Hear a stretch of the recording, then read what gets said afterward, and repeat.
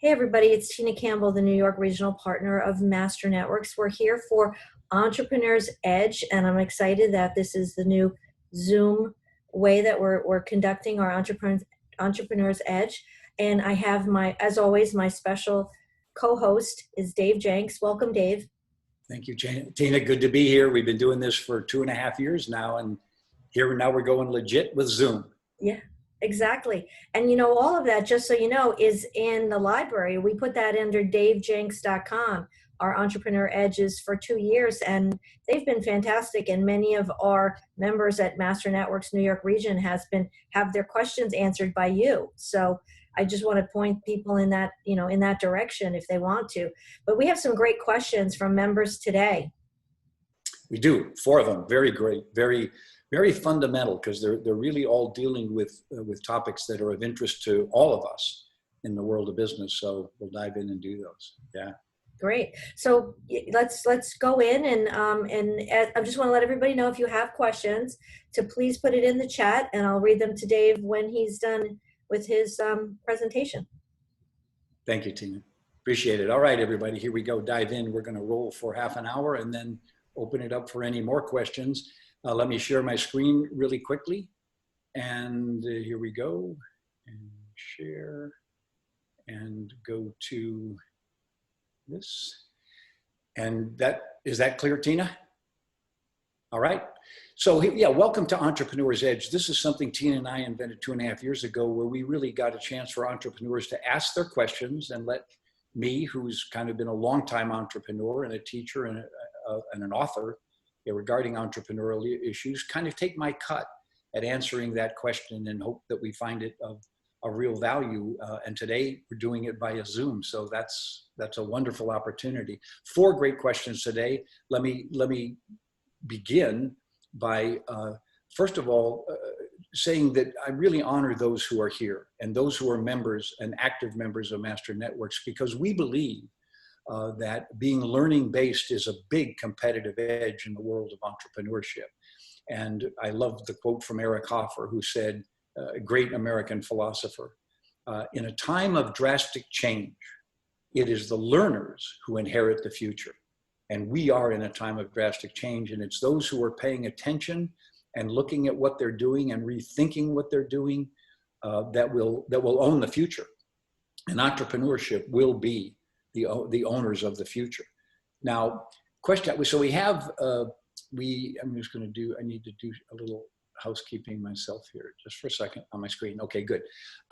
So we have 4 quick questions today, and let me just dive in, and that's the way we do it. Rob Genovese has asked, he's from Unleash My Beast brand.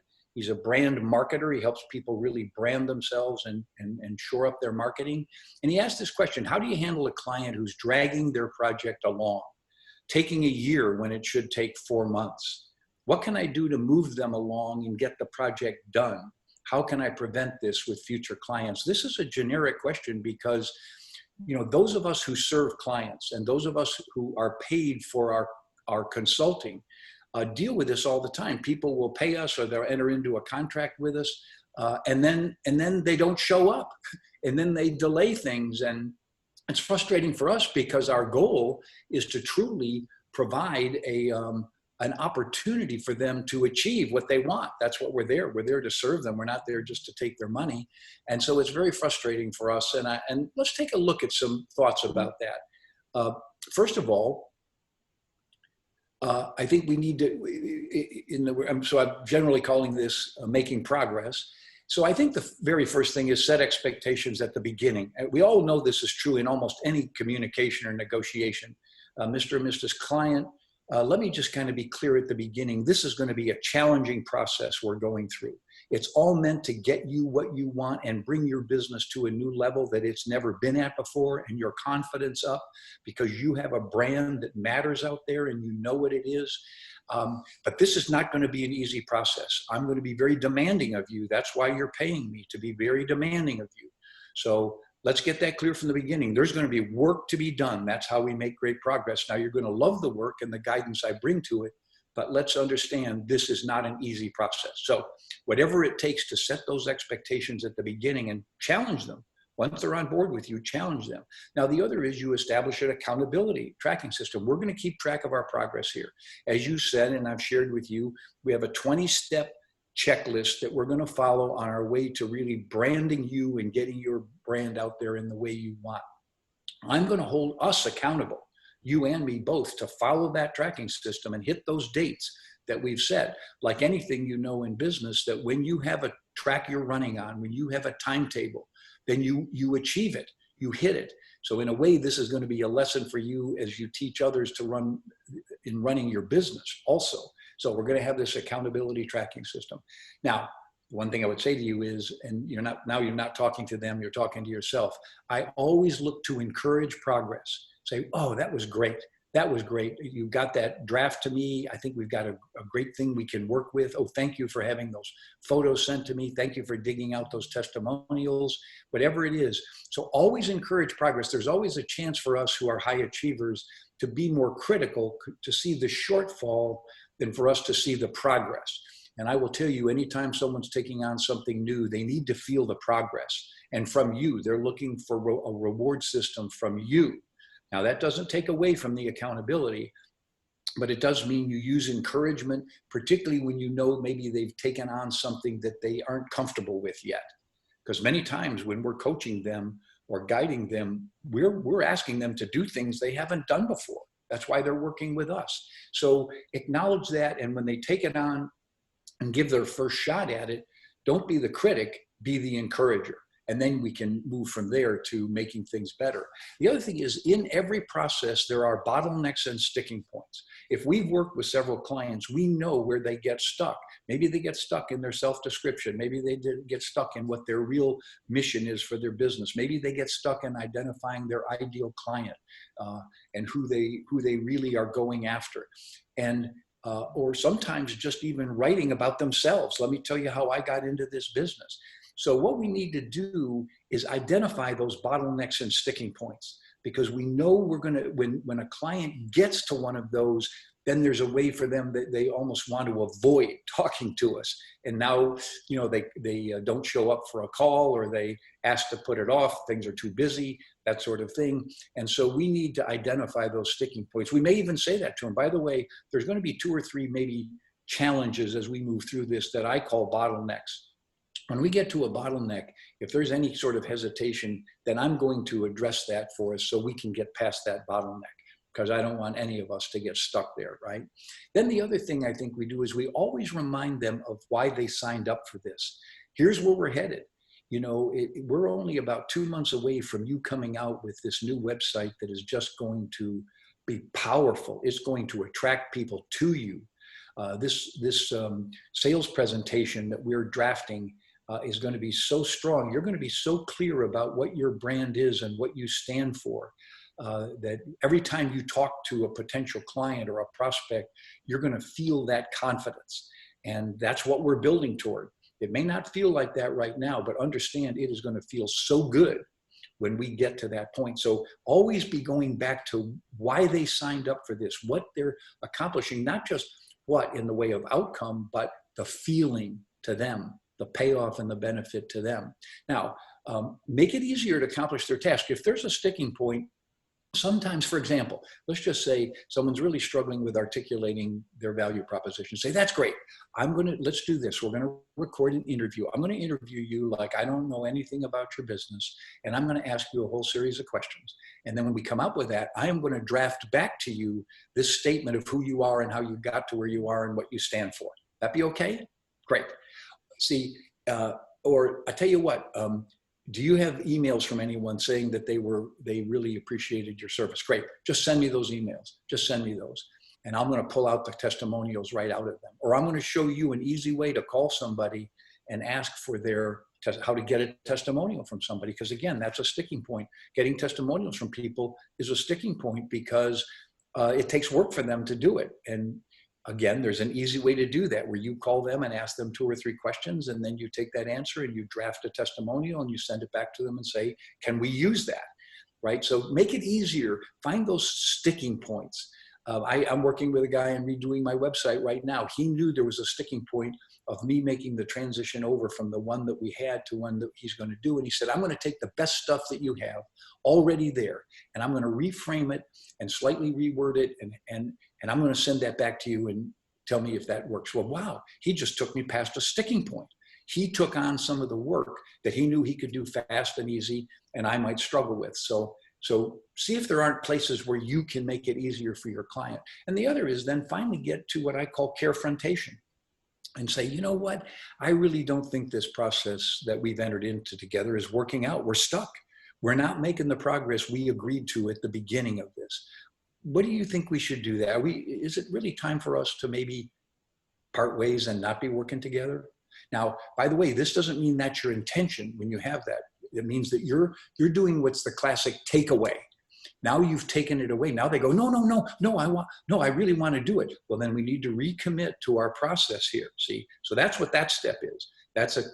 Yes, you're hinting the fact that maybe it's just better for us here to stop this project. You know, it isn't making the progress that we agreed upon. It's always we agreed upon, not you agreed to or any of that you, them, us. We agreed to. Then the final thing is sometimes it is right to fire a client. It really is. It's just say, you know what, I don't think that this is working out the way that either of us intended. So let's just part ways, be friends, and move on. And typically at this point, you've probably put in enough work that that they have, there's some outcomes they already have. And you certainly don't need to be refunding them. If you think there's some need for a refund, that's up to you. But I would say, you know, sometimes you have to just part ways. So there are some ideas. I think this challenge of keeping people on track toward what they want to accomplish, you're doing it with them and for them, but they want to accomplish it, is a big deal in almost every business that's out there. And I think these are maybe some ideas, I hope, that are helpful toward that. Okay. Well, let's move on to question 2 from Rick Gabrielli, wellness entrepreneur with Bremer Group, USA. Rick asks another very critical question. I meet a lot of people. He says, I get to know them well because he's a networker.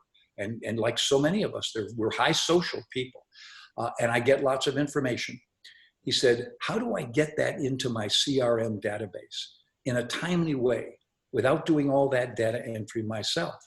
I mean, I love having the information, but not being a prisoner to data entry. Well, this is a big deal because I will tell you, in building a database, this is the critical step that most people don't understand, and it's why they don't ever build a really effective database. So here's the thing to remember. So this is a whole idea about building your database. Remember this, that your database is your business. I mean, it isn't. That's your relationships. The most important asset in your business, other than you, is your database. Now remember, it's a database. It's not a mailing list. It's not a set of, you know, text messaging numbers. It's a database of human relationships of people. It's a database of who they are. So it's a very high priority in your business for the long term. Don't shortchange it. Don't think it's mundane work.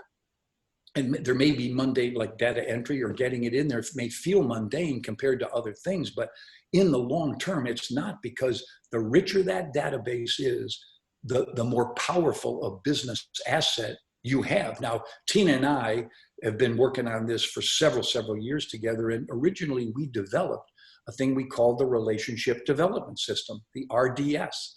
And we believe your database is your relationship development system. It's not a database. It's not a customer relations management thing that kind of downplays it. It's about relationships, and people do business with people they know, people they care about, people they respect, and people they're referred to. And all of that comes out of your database, or what Tina and I call your relationship development system. Right now, it's a system. And in it, not only are we're going to talk about more, enriching it with full board data about who's in it, who those people really are, that you now have that information, but it also helps you build the 7 levels of relationship. Level 1 is you've contacted somebody. Level 2 is they've contacted you. Level 3 is you have an interaction going. So by the way, you start tracking on your database what kind of relationship you're in with this person. Is it a number 1? Is it a 2? Is it a 3? 4 is they've decided to do business with you. So now they're a 4. Now they're a client. And then a 5 is they're doing business, more business with you. They're a multiple time client. A level 6 is they send you a referral. Whoa, the minute someone sends you a referral, you pop them on into a level 6. This is a big deal because you want to feed your racehorses, as they say. Those who are sending you referrals, you want to give them lots of attention and reward because they're the ones most likely to send you more referrals. And then 7th is they've sent you multiple referrals. They are really an advocate. So levels 4, 5, 6, and 7 are your big ones, 5, 6, and 7 particularly.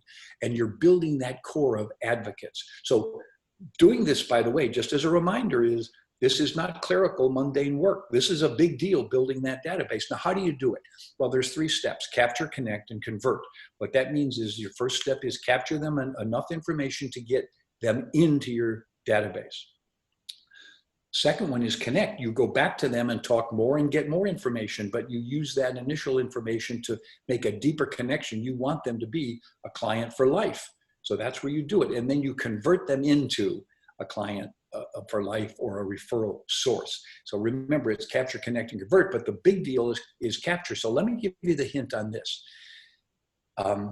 Particularly those of us who are like you, Rick, and I, who are highly social and we talk with people, we get a lot out of them. We're curious, they trust us, they're willing to share information with us. We're good listeners, maybe we're taking notes in it.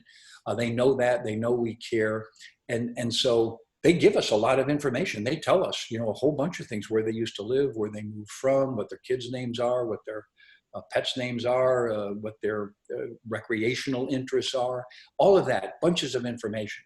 And we get that very quickly. Now we leave that appointment with them, that face-to-face or that appointment or that phone call, and in 20 minutes, maybe at least half of that information is gone.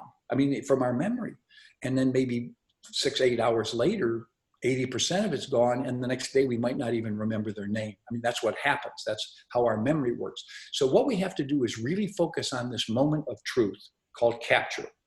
And I got this idea from an agent I worked with in Keller Williams. I got this idea more than 20 years ago from him. His name's Gary Gentry. And he said, Dave, here's what, and he just said exactly what I said. He said, I get so much information from people in a half hour, 45 minutes, and then I find that I don't remember it. So what I do, he said, what I've learned to do, remember this was 20 years ago, he said, I take my cell phone and I dial my voicemail.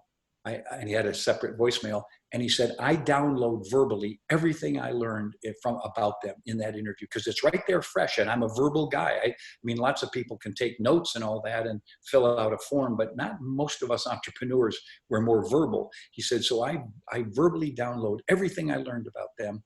And then I do it to my voicemail. Then my assistant goes into that voicemail and converts all that information over to my database. Now, some of it, which is generic, goes into the notes because there's not a specific field for that. But in today's modern databases, you can create a field for almost anything. So you have all these different fields. And then, of course, generally, and then particularly you include in there any promises that you made to them about follow-through, things you were going to send them, times you get back to them, when your next meeting is going to be. You put all that in there.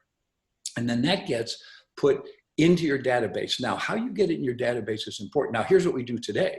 Today, we just take our cell phone and we hit record, and we record a verbal message to them, create an MP3 file. We name it, name their name on the MP3 file, and we send that to our assistant.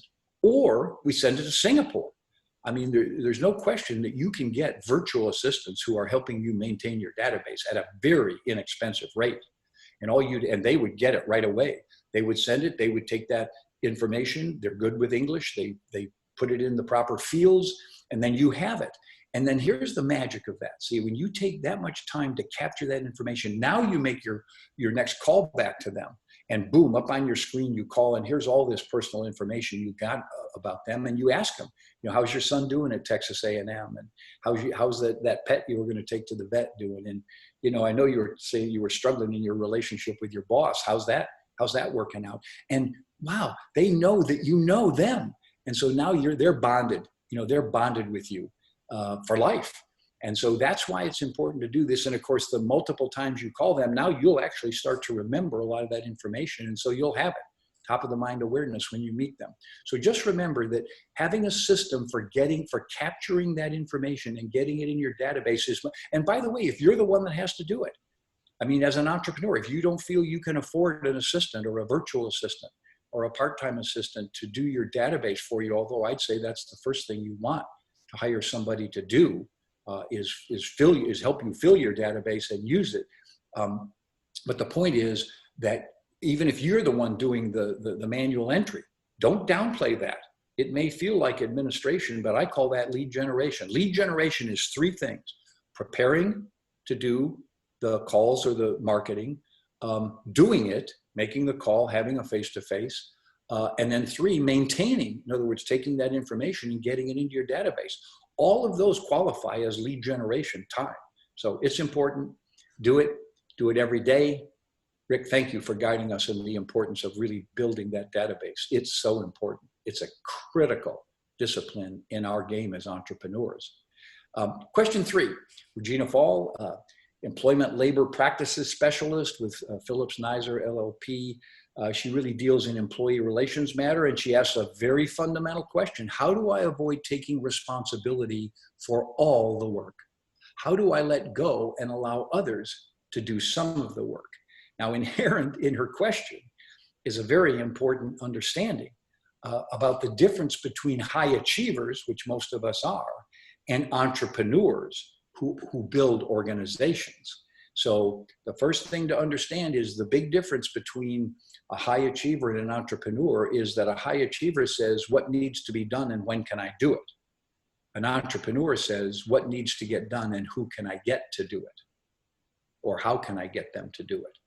So entrepreneurs are always into delegation. That doesn't mean they don't care about the outcome. They have standards, they have expectations, they have all those things, but they want others to do the work. And one of the things that's interesting, I can tell, by your question, that it really is something you take on a lot of responsibility yourself. And a lot of times we do it because we think we do it better than anybody else, but that's not our goal as an entrepreneur or a guider of other people. We want them to do it. So first thing is, again, set high expectations up front. Hi, I'm really glad to have you on our team.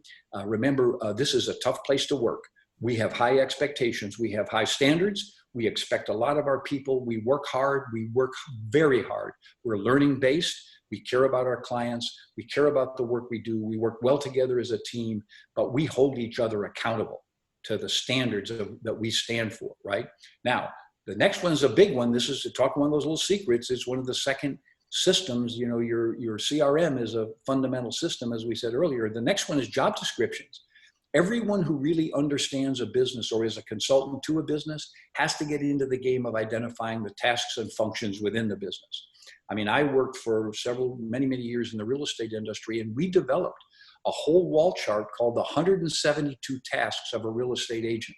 And it would mostly overwhelm agents when they look at it. We say, no, these are 172 tasks that you either need to know how to do, have being done, or you're pretending you don't have to do them, but you do. So really do the work. And this is the analytic part of running a business. It's not the social relationship part. It's not even the creative part. This is where you identify in that business, what are all the tasks? And you just take it right down to the nitty gritty. There may be checklists under some of the tasks, but you take the tasks, organize them into functions, and saying, by the way, and this is when you hire somebody or bring somebody on, you say, here's your job description. And it's big. It's probably more than they can handle. It's probably overwhelming. So a lot of us make the mistake of trying to ease people into their job description. Oh, I'm going to just make it easy at the beginning. We'll give them the tougher tasks later. No, lay it on right at the beginning, because high achievers will say, okay, well, this is a little scary, but bring it on. Whereas people who aren't high achievers will go, oh, I don't think I could do it. Now you know, right? You can't carve, as one of my mentors once said, you can't carve rotten wood. So make sure that you really work with people who can take on big job descriptions. And then you could say, is there anything on this list you don't know how to do? And we can identify them and say, great, I'll give you the training to learn how to do those, and so we'll step our way in. Now, here's the other one. You want, in any organization you're a part of or you're consulting, you want to build a culture of productivity and accountability, that we get things done. and we have high standards of getting things done, and we hold each other accountable. We believe in accountability. Accountability is not a discipline system. Accountability is a system for improving performance. The reason we track each other and have meetings about accountability is because we want to improve each other's performance. Okay, it's not about discipline. It's not about correction and critique. It's about getting better at getting things done. So you want to build a culture of that. In Keller Williams, when I was with it, we built the we call it the 6 personal perspectives, the 6 ways that high achievers think.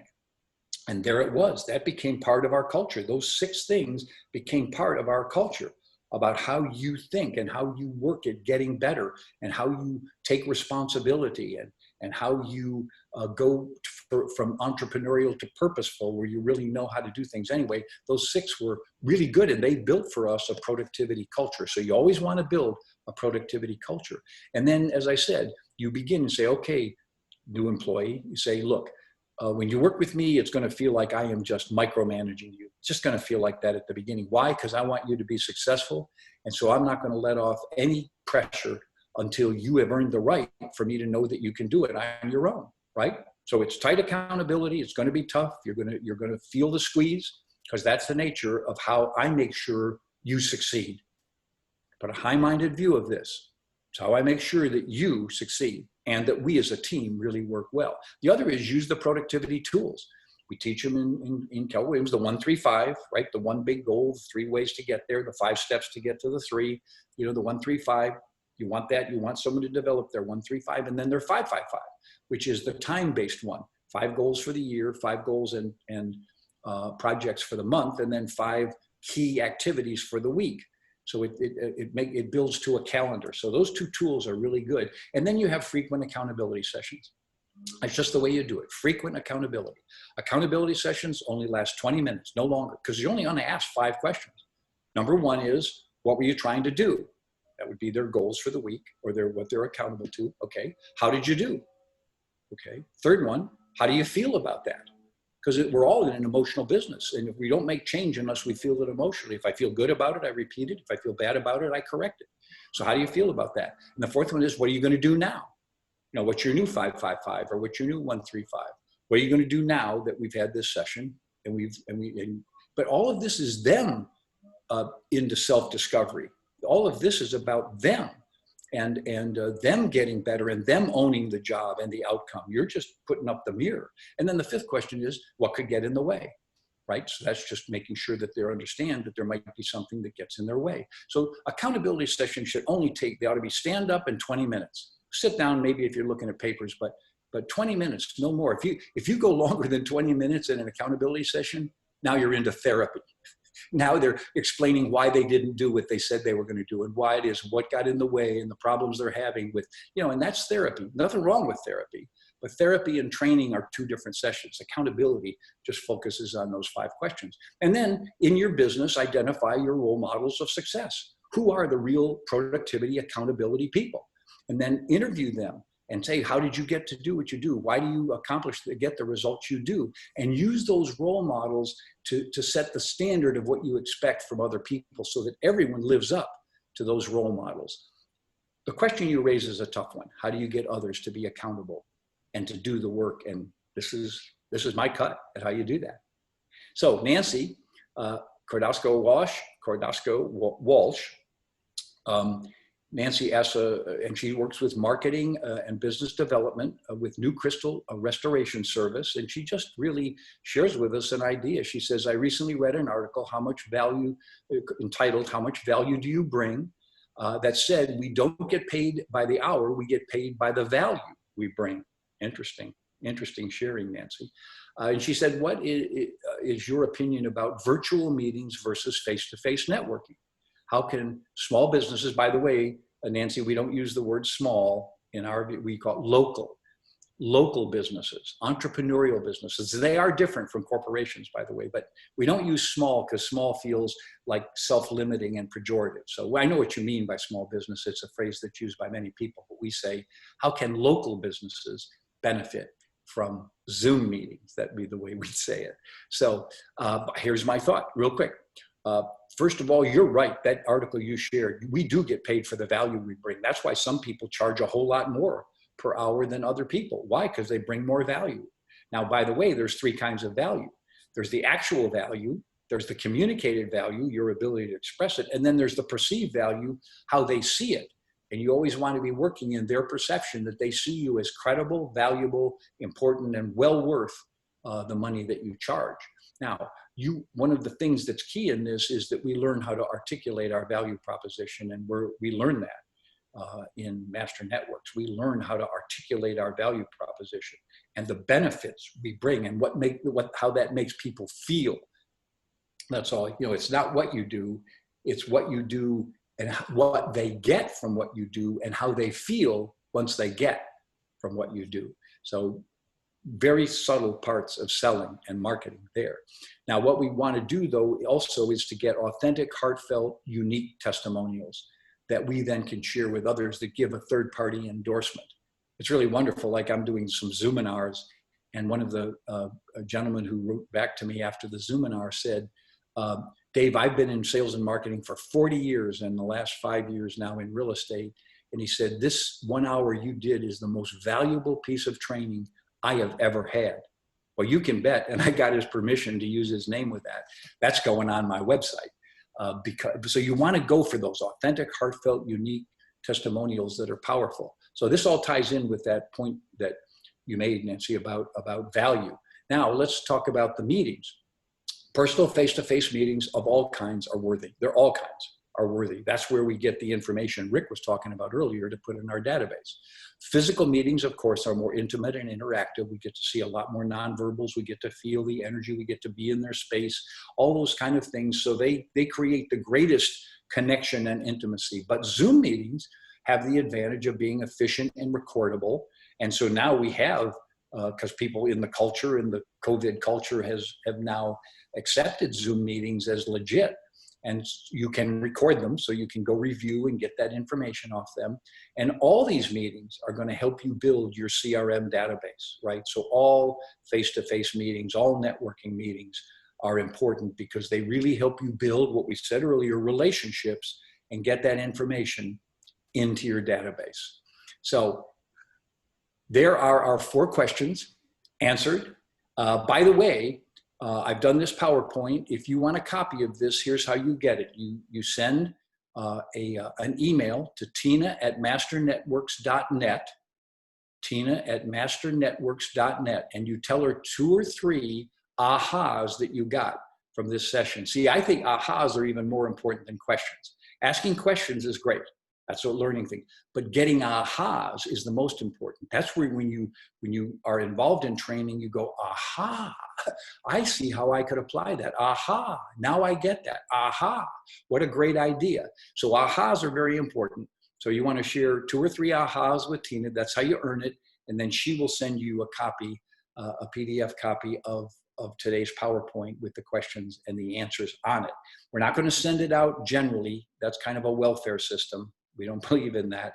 We believe in entrepreneurship, which means you get what you earn. And so you earn a copy of this by sending Tina that email. Remember, tina@masternetworks.net, and your 2 or 3 ahas. Now I know I'm gonna get rid of my shared screen here. And we do have some questions. Okay, I'm gonna stop my sharing and go back to the crew. Okay, great. So Madeline asked a question. She said, do you have any suggestions for helping a potential prospect move from a mindset of scarcity, fear, and resistance to abundance, possibility, and excitement for a project that they may never have thought about before? Okay, great question. How do you change people's minds? I mean, how do you do that? That's a big leadership thing. That's a big influential thing. So one is you probe what they're really interested in. You get to know what they really want. What is it they would and how would they like to see themselves in the future? And then you make that project tie into how it leads them to that outcome they want. Everything in life is about outcome framing. When you can frame the outcome you want, somebody called it the power of future pull. When you can help them identify a future they would like, they will be pulled to that future. And if part of that pull is to go through the project or the mindset that you're asking them to work with, then they will move toward it. The other thing is to understand that a lot of mindset is a step-by-step thing. And it's really important to acknowledge that changing your mindset is not easy, but it's so powerful. And then I would share with them what modern neuroscientists are saying, and that is that there's a growth mindset and a stability mindset. And 20% of people have a growth mindset. That means they feel they can get better, they can expand, they can add skills, they can take on new things. And a stability mindset says, you know, I am who I am, what you see is what you get, doing the best with what I got. And they kind of have this mental set of being comfortable and stuck with where they are. So what you want to encourage people is to move into that idea of a growth mindset. And then you encourage them to do that. And I would say that's it. I think it's a matter of a process where they understand the outcomes, what they want for their life, what it'll take to get it, and your encouragement that it's possible for them. Okay, great. Jay Ortiz is asking, do you have a recommended database or CRM for the average entrepreneur? I don't. The one that I'm using now is called Keep, K-E-A-P. It's built by Infusionsoft, and Infusionsoft has a great reputation among entrepreneurs. I think what is it, Tina? About 100 a month, depending on the number of people. Exactly. And I think the thing is that so many people had the idea that Infusionsoft was so difficult to create, so they kind of dialed it down, and that's where they ended up. Well, the point is Infusionsoft is a complicated piece of software because it's about running a whole business on it. So the point is that Keep. Now, I think there's probably a bunch of others, that are out there, the classic ones that have been around for a long time. I would just investigate them, go online, and or with any of your friends, and find out. But to me, you want one that's robust. So if you take something like Constant Contact, which we were using for a while, that's really just a mailing program, right, Tina? Yeah. It isn't where you really keep a really empowered database. So I'm not a technologist, so I would talk to people who are. They may have other choices, but when I talked to 2 or 3 people, they guided me to Keep, K-E-A-P is the name of that software, yeah. And I'm using it now in building my database. Great. From Jerry is asking, how often do you seek feedback from clients? Well, as often as you think you need for progress, right? So I would say that if you want to get things moving quickly, then it's probably weekly that you're checking in. Say, let's just set aside 15 minutes to check in with each other and make sure that we're on track, right? So it's in a way, it's an accountability system, a communication accountability system that you keep very short and quick, and then you send them a report of where things are on the project. So I think that anything that you can make graphical and show here's where we are on the track, and anything you do with more frequency leads to people not going off track, right? Which is really the key of accountability. It keeps projects and people on track. So, you have, those are the end of the questions, and you have some very nice comments about everybody saying thank you and delving into it, and you got really to the point. So if that's it, as far as questions, we do this. I just want to let people know, first of all, that, besides being the Dean of Master Networks University, Dave, you are the author of 7 bestsellers, business books.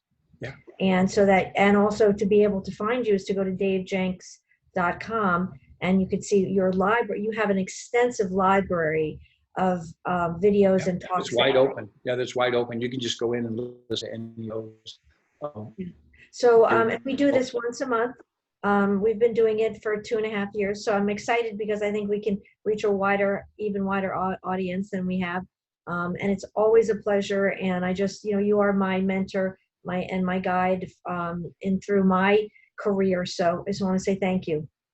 Thank you, Tina. Thank you, everyone, for being on board with this. And get any questions you have for next month's session with Tina. She'll let everyone know when we're going to do it. And we've, you know, she and I began this as more of a, like an informal opportunity for people she was bringing into Master Networks, and we were doing it as podcasts, you know, just audio. And so now we really want to take it up to another level and reach a broader audience. And so here we are Well, doing thank it. you, Thank you for being everybody. here. Okay. Thank you all for coming.